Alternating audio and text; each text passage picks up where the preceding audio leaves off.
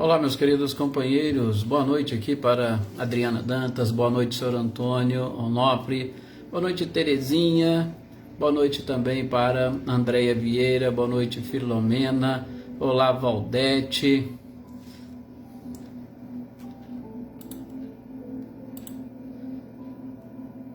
Wagner, boa noite também, seja bem-vindo, Selma.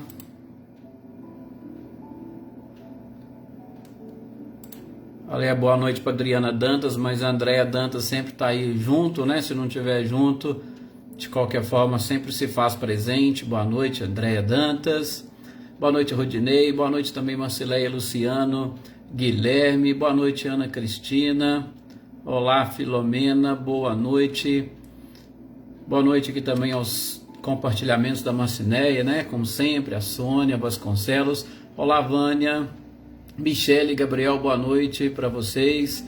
Boa noite também, Marilza Abreu, Vivi Reis, Adaí, boa noite, seja bem-vinda.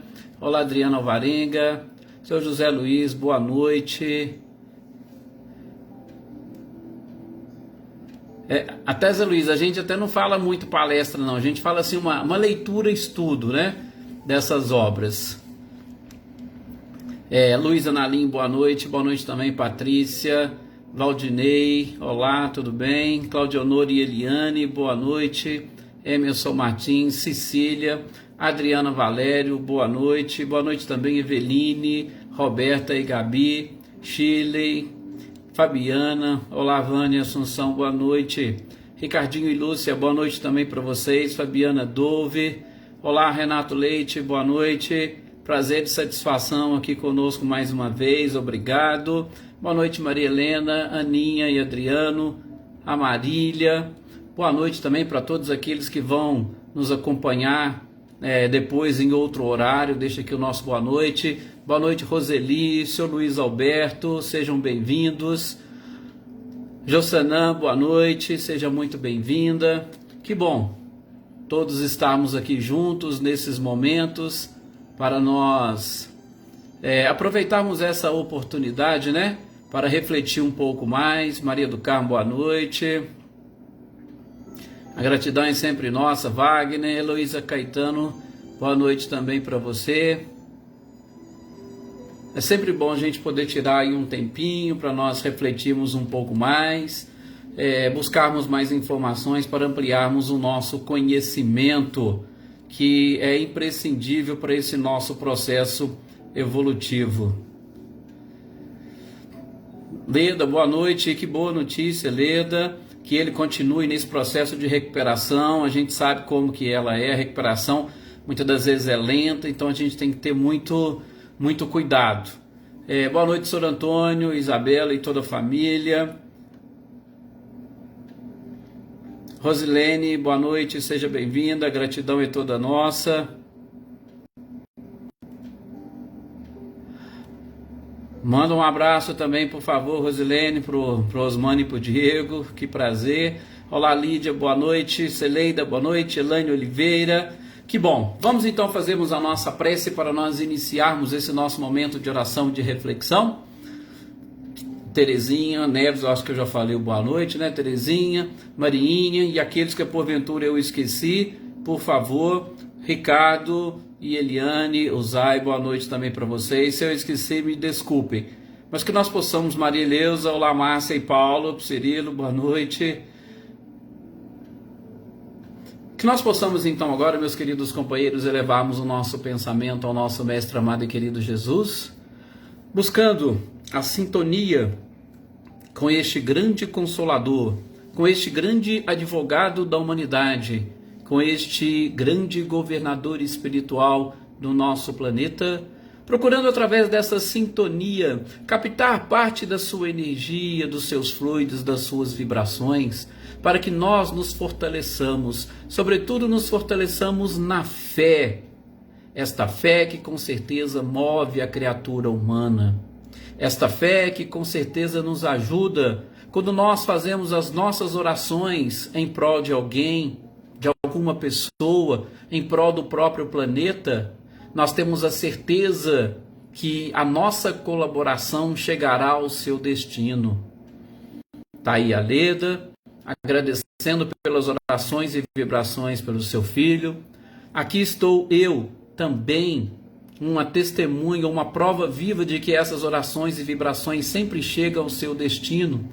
Por isso estou pedindo nesse instante para que nós nos coloquemos em condição para receber essas energias e fluidos deste Mestre incomparável, para aumentarmos cada vez mais a nossa fé, para nós não desistirmos de orar, vibrar, emitir energias para toda a humanidade, de modo especial para aquelas pessoas que nos são caras ao coração, aqueles conhecidos, aqueles que nos pedem orações. Esta fé em Jesus nos auxiliará, essa força que nós recebemos da sua companhia e da certeza de que existe um amor dele para conosco muito mais forte, e de nós para com ele ainda latente, mas que nós queremos ampliar cada vez mais. E fazemos isso com o auxílio da espiritualidade que nos envolve, os nossos anjos de guarda, todos esses espíritos que se interessam por nós, aqueles espíritos que cuidam do nosso lar, que cuidam da casa espírita que frequentamos, que cuidam das igrejas que nós fazemos parte, aqueles espíritos que cuidam espiritualmente da nossa cidade, do nosso estado, do nosso país, do próprio globo, como o Cristo nós mencionamos, juntamente com todos esses espíritos que de uma certa forma boa parte deles encontram-se nessa oportunidade nos hospitais, auxiliando os profissionais de saúde neste momento pandêmico que nós estamos atravessando. Todos nós precisamos desenvolver esta fé e este amor, e que esses momentos que nós estamos aqui juntos e reunidos nos auxiliem nesse processo de fortalecimento da fé para a conquista dos sentimentos, guias infalíveis da alma.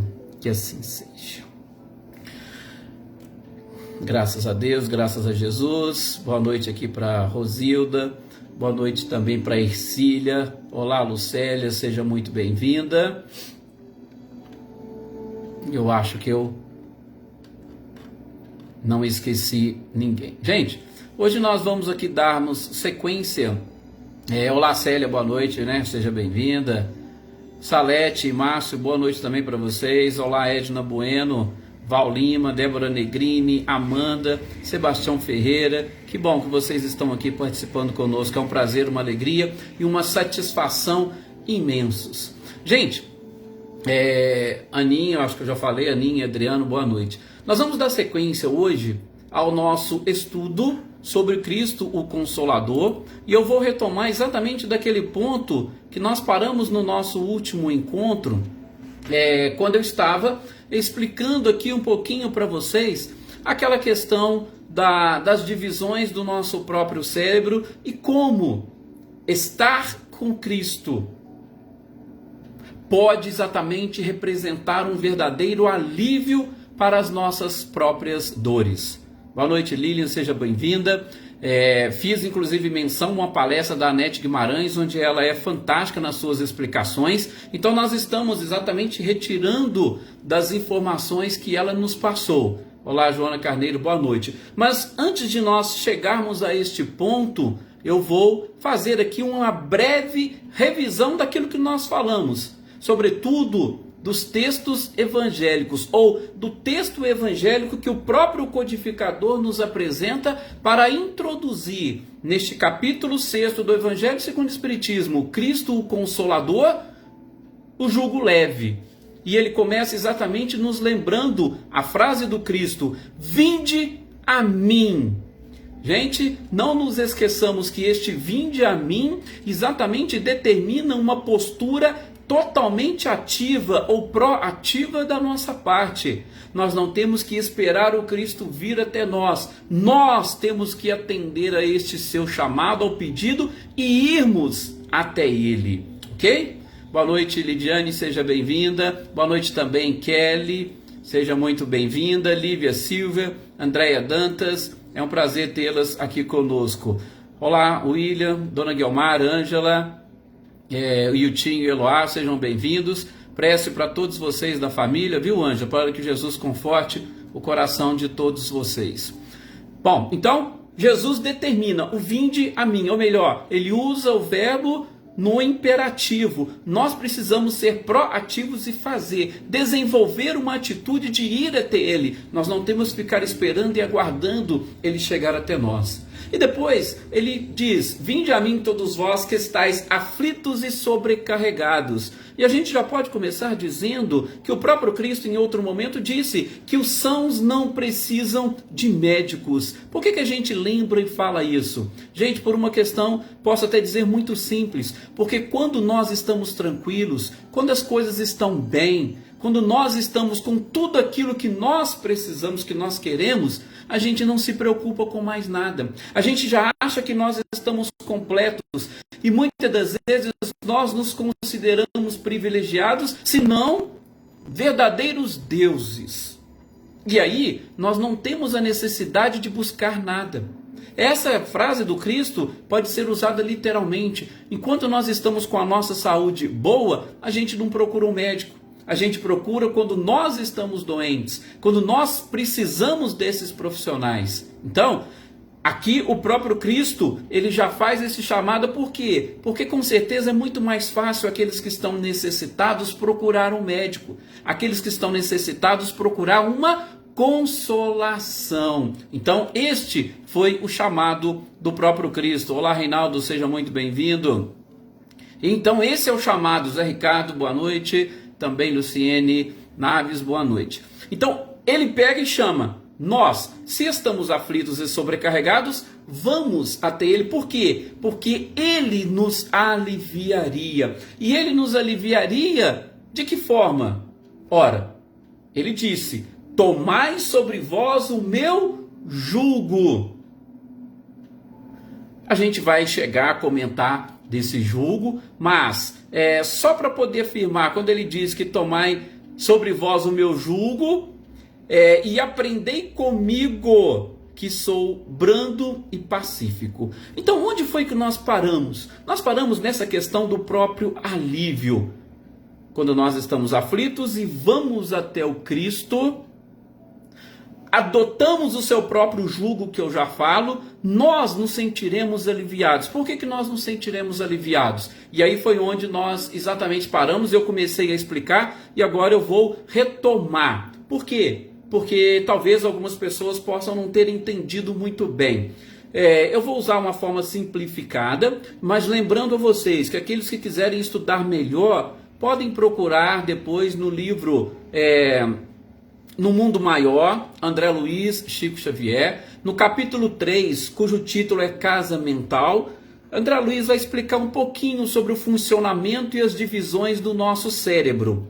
Só que lá, André Luiz vai falar para nós que o nosso cérebro ele pode ser confundido ou ele pode ser comparado a um prédio de 3 andares. Nós temos o primeiro andar, o subconsciente, vamos assim dizer, é como se fosse o porão. Nós temos o segundo andar, que seria o consciente, vamos dizer, a nossa vida presente. E nós temos um terceiro andar, ou o sótão, a parte de cima, que seria o nosso superconsciente. Resumindo o que André Luiz fala, o subconsciente ele está relacionado com o nosso passado, com as nossas conquistas, com tudo aquilo que nós somos, o nosso patrimônio espiritual. O nosso consciente, ele se foca no presente, naquilo que nós estamos vivenciando neste momento.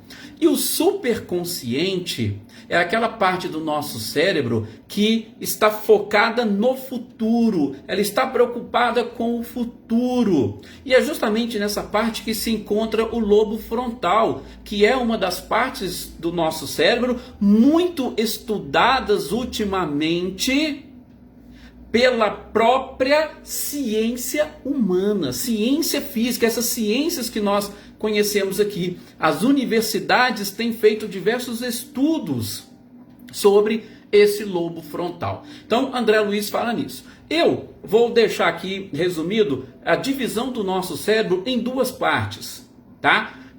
Por quê? Porque se vocês forem pesquisar na internet, eu sei que muitos vão encontrar apenas essas 2 nomenclaturas.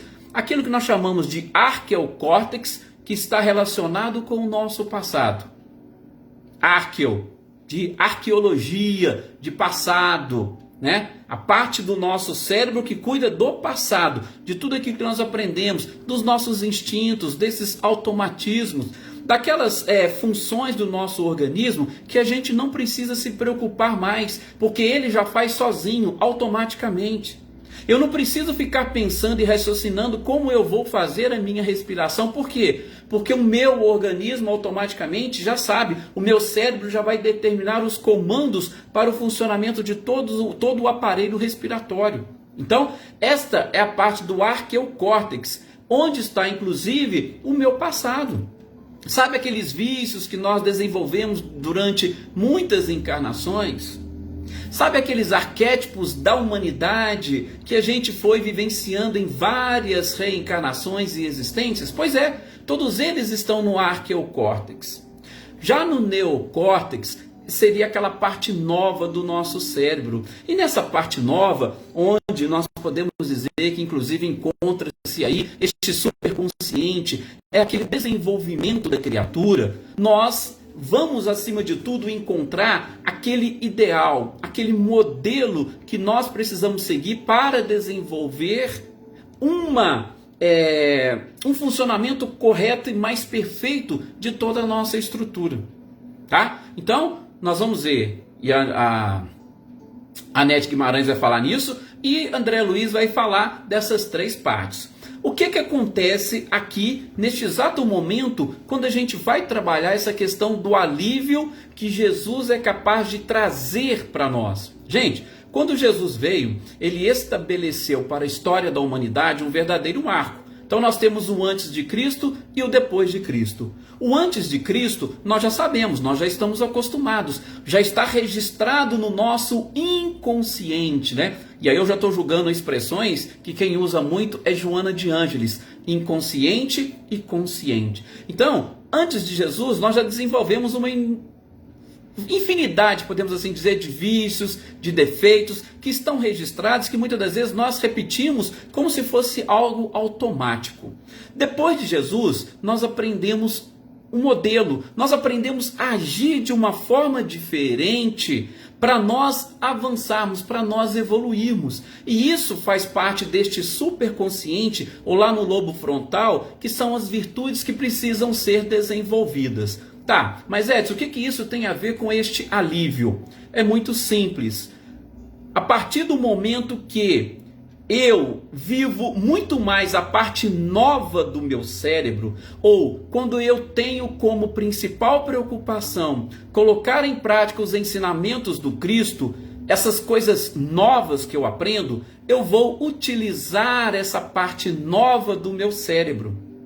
E quando eu utilizo a parte nova do meu cérebro, quando eu forço a utilização da parte nova do meu cérebro, eu deixo a parte velha livre. Por quê? Porque a parte velha, ela já sabe tudo aquilo que ela precisa fazer. Eu não preciso forçar o funcionamento dessa parte. Então, já está tudo lá.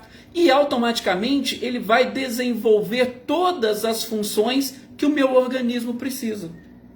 E dentre essas funções que o meu organismo precisa, está a emissão de determinadas enzimas, de determinados neurotransmissores que vão se transformar em verdadeiro analgésico corporal, analgésico físico.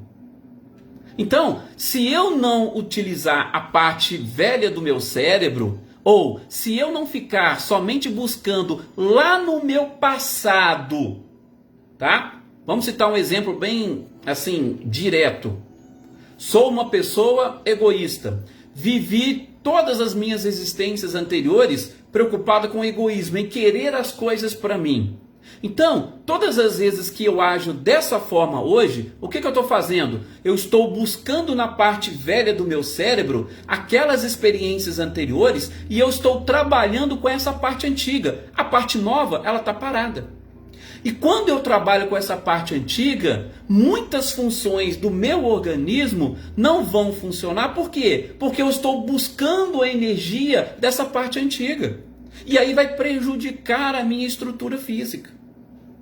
Agora, eu sempre fui uma pessoa egoísta, mas estou aprendendo com Jesus que eu preciso desenvolver o amor e a caridade. Então, o meu foco principal é, parte nova do cérebro, desenvolver amor e caridade. O que acontece com a parte antiga? Ela vai continuar fazendo e produzindo tudo aquilo que ela precisa para a função perfeita da nossa estrutura. Então, por isso que, quando Jesus diz, vinde a mim todos vós que estáis aflitos e sobrecarregados, que eu vos aliviarei, é exatamente porque, focando na parte dos ensinamentos do Cristo e seguindo os seus exemplos, seguindo os seus ensinamentos, a outra parte do nosso cérebro vai cuidar de todo este alívio que nós precisamos. Tá? Então, é exatamente isso. Se porventura alguém ficou com alguma dúvida, depois me pergunte, tá? E também podem pegar essa palestra do Jugo Leve, lá da Anete Guimarães, que vocês vão ver que ela é muito clara. A única coisa que às vezes ela vai usar uma expressão é que ela fala de portão de controle. O que seria isso? É que ela diz que o nosso cérebro, ele comanda todo o nosso corpo. E através da nossa espinha existe uma ligação. E essa ligação com essa parte antiga do cérebro, ela tem um portão de controle. E este portão de controle, ela faz o quê? Ele abre e fecha para que essas enzimas, que esses neurotransmissores percorram o nosso organismo. E principalmente ali na espinha, para poder promover este alívio. Funciona como se fosse uma morfina natural. Uma morfina, a gente sabe, é um medicamento que existe exatamente para tirar a dor. Então o nosso organismo mesmo produz, nós não precisaríamos destes outros medicamentos externos. Mas, como nós focamos muito e buscamos viver muito mais do passado, buscamos viver muito mais no subconsciente, nas palavras de André Luiz, a gente utiliza essa parte antiga do cérebro, deixa a nova lá ociosa e o nosso organismo não funciona de forma correta. Então, por isso que muitas das vezes, quando nós temos ou sentimos uma pressão muito forte, um medo, quando vai falar em público, a gente fala, eu senti aquele frio na barriga. E muitas das vezes a gente fala também, nossa, me deu até uma dor aqui nas costas. É proveniente do quê? Deste desequilíbrio. Nós estamos usando a parte antiga do nosso cérebro, os nossos medos, aquelas emoções básicas, deixando a parte nova e automaticamente a gente vai gerar esse desconforto na nossa estrutura. Ok? Então isso sim, vamos dizer, seria uma questão... uma explicação mais científica para isso que Jesus deixou para nós, ok? Deixa eu cumprimentar aqui algumas pessoas que entraram aqui, Anitta e Clarindo, boa noite, Luísa Silvia, boa noite também para vocês, Edna e Luciano, boa noite, Adriana Costa, olá Reinaldo, boa noite, Leida Genari, boa noite também para você, sejam todos muito bem-vindos, Maria Eleusa, que eu não sei se eu cumprimentei, perfeito, gente. Então, assim, parece que muitos conseguiram entender. Fabiana Moraes, boa noite. Vamos seguir. E aí, Jesus diz também, na sequência, né? Tomai sobre vós o meu jugo. Ora, eu sei que muitos de vocês já sabem o que significa jugo. Então, procurando até no dicionário, a gente vai ver. Jugo é aquela coisa que eles usam, né? Nos animais, colocando ali, para que eles mantenham o seu caminho, para que eles mantenham aquela rota, para eles não fugir da rota, tá? Então, jugo é isso. Também jugo era um tipo de forca que os romanos utilizavam e eles colocavam nos seus inimigos vencidos na batalha para que eles de uma certa forma assim, se desfilassem e fossem seguindo, sem sair do curso, sem sair daquele rumo que foi determinado. A gente pode também ver que, no sentido figurado, jugo significa submissão, obediência, domínio, autoridade, tá? Opressão. E, enfim, podemos dizer, né, para complementar aqui, num aspecto religioso, seria exatamente aquela opressão que uma pessoa carrega quando ela está dominada pelos seus próprios problemas. Ou seja, o dicionário tirou essas informações do próprio evangelho para também trazer como conceito ou significado da palavra jugo a opressão que alguém traz consigo quando encontra-se dominada pelos seus próprios problemas. Ou seja, eu tenho os meus problemas geram um sofrimento em mim. Os meus próprios problemas é que geram. E daí o que Cristo disse: vós que estáis aflitos e sobrecarregados, vinde, porque o meu jugo, ou essa pressão que ele porventura poderia sofrer, que vindo dele mesmo, ele falou: meu jugo é suave e o meu fardo é leve. Agora, por que o jugo do Cristo é suave? Porque ele não tem essas preocupações que nós temos. Ele não carrega os sofrimentos que muitas das vezes nós trazemos. E que tipo de sofrimentos são esses que nós trazemos? Bom, a gente acabou de ver o capítulo 5, bem-aventurados os aflitos, não vamos voltar. Mas a gente sabe e percebe que a maior parte dos nossos sofrimentos estão relacionados com a nossa estrutura física. Estrutura física esta que, com pouco tempo, apesar deles estarem cada vez mais aumentando a expectativa de vida do corpo físico, do corpo humano, não vai ali passar mais do que 100 anos. Poucos são aqueles que ultrapassam. Então podem analisar e prestar atenção. A maior parte dos sofrimentos que nós temos está relacionado com esse corpo. E a gente esquece do espírito. O espírito é imortal. Então Cristo falou: meu jugo, ele é leve. Por quê? Porque eu não carrego comigo toda essa opressão que o corpo físico está exercendo sobre vocês. Ou que vocês se deixam exercer. Seja pelo seu próprio passado, seja por aquilo que você valoriza ou que você coloca como valor principal da sua vida, seja pelos medos que você carrega, pelos vícios que você desenvolveu.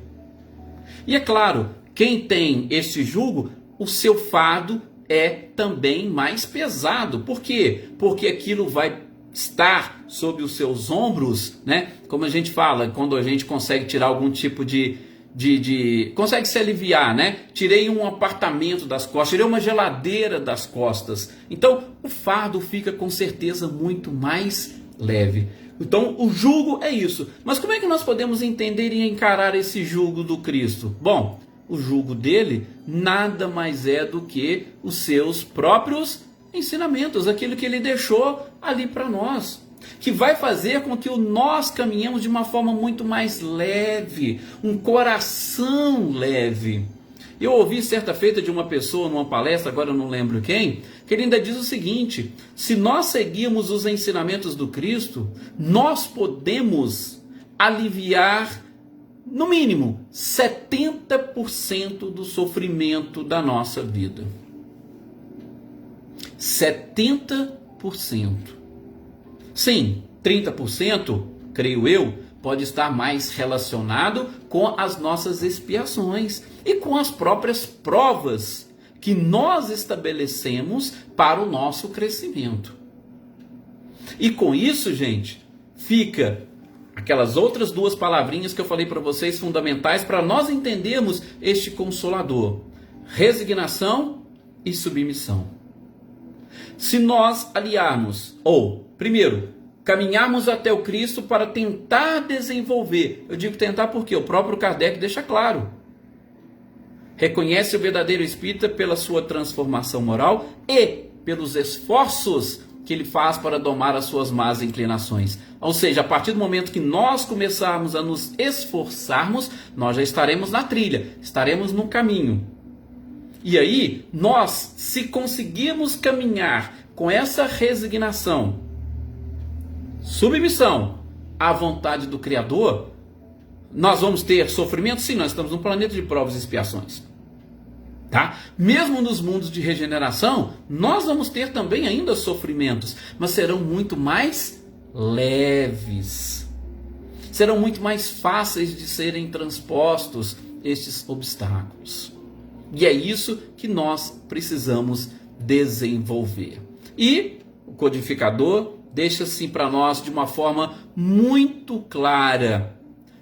Exatamente nesse texto, logo no início, vocês vão poder ver quando Kardec começa a comentar esse trecho.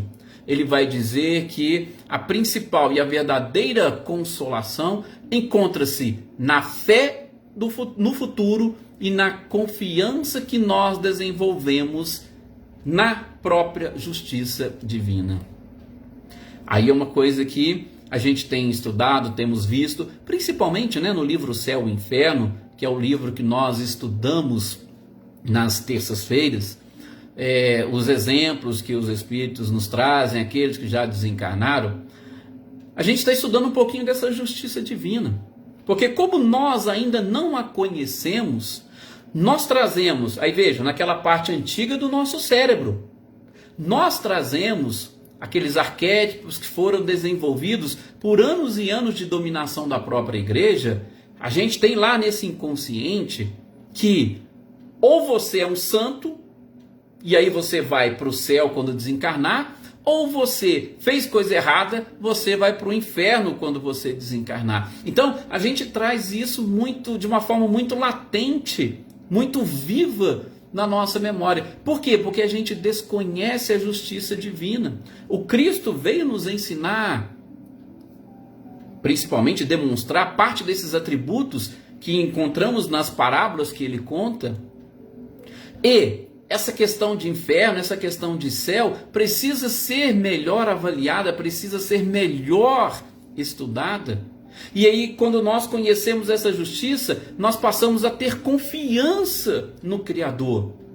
E essa confiança ajuda a aliviar o nosso próprio sofrimento. A gente está estudando o céu e o inferno o quê? Criminosos arrependidos, ou seja, aqueles espíritos que encontram uma consolação e um auxílio logo quando desencarnam, mesmo tendo desencarnado como criminosos. Por quê? Porque eles experimentaram do fundo do coração o arrependimento. Então, a gente tem que ter essa confiança, e essa confiança vem com o conhecimento, com as informações que nós estamos buscando. E a própria fé no futuro, claro. Gente, quem não tem fé no futuro, ou quem não tem a certeza da imortalidade da alma, vai viver a vida como se somente existisse o corpo. E se nós acabamos de dizer, se nós vivemos apenas e tão somente de acordo com o corpo, os nossos sofrimentos com certeza serão bem maiores. Por quê? Porque nós não conseguimos atender a todas as expectativas do nosso corpo e principalmente aliado às nossas emoções. Porque às vezes eu consigo atender algumas expectativas do meu corpo, mas emocionalmente, sobretudo depois das conquistas, eu acabo me decepcionando. Por quê? Porque não preenche aquele vazio que eu tenho dentro de mim. Então, esta fé no futuro, a certeza da imortalidade da alma, é um dos pontos principais, como Kardec coloca logo no início dessa leitura, para nos garantir